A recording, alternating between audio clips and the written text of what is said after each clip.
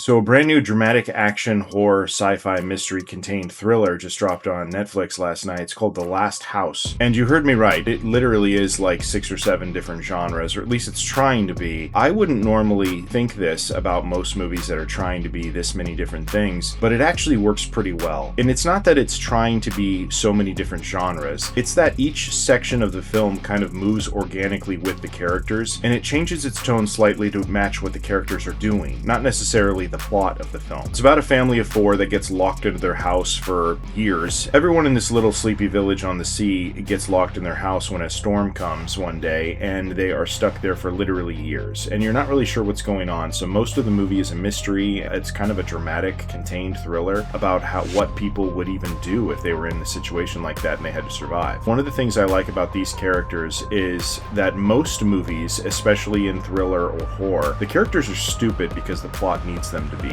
But this family is the opposite. They're actually very, very smart. The main character, Jason, he is a fisherman, but he also seems to be this mechanical engineer of some kind, and he's able to build these contraptions that catches animals and allows them to feed themselves over this years-long period. At first, it seemed a little unbelievable and inconvenient for this character to be able to set up these elaborate contraptions. Kind of reminds you of something out of like Home Alone or something. But then I had to remind myself, wait a minute, I'm watching a kind of ridiculously premised sci-fi, which does work in this movie. If you suspend your disbelief enough to buy the premise of this film, then there's no reason why you can't buy the fact that he's making these entrapments for these animals. But overall, most everything in this movie is really working pretty well. It's made up of lots of little sequences that makes its 2-hour runtime feel much faster. There are 2 action sequences towards the end of the film that really work well. I was genuinely on the edge of my seat. The acting is strong. You actually feel for this family and these characters. You want to see them succeed. You also want to know what's going on. So there's a lot of good stuff that's going on in this movie. Another reason why I wanted to make a review for this is because it does not have a good score online. It's got a 5.7 on IMDb, a 38% on Rotten Tomatoes, and a 25% popcorn meter score. It's way better than all of that. Is it amazing? No, of course not. But is it entertaining enough to watch? Yeah, absolutely. It's not often that you see contained thrillers be this good in this many different ways, and you can tell not a whole lot of money was spent on this movie, but they spent the money in the right ways. The special effects look great. All of the action pieces in the movie really work. So overall, this movie was a lot smarter than I was expecting it to be, and I actually liked it a lot more than I thought I was going to, so it is way better than the critics are saying out there. Not a great movie, but I think a good one, maybe even a very good one. So I think it's worth your time. Does anybody know if it's based on something else? I'm very curious about that. I can't find anything that says it's an adaptation or if it's based on anything. I want to see if it's totally original. It's from a French filmmaker that I'm not familiar with. I'm curious about what you guys thought. Thanks for joining me. I'll talk to you later.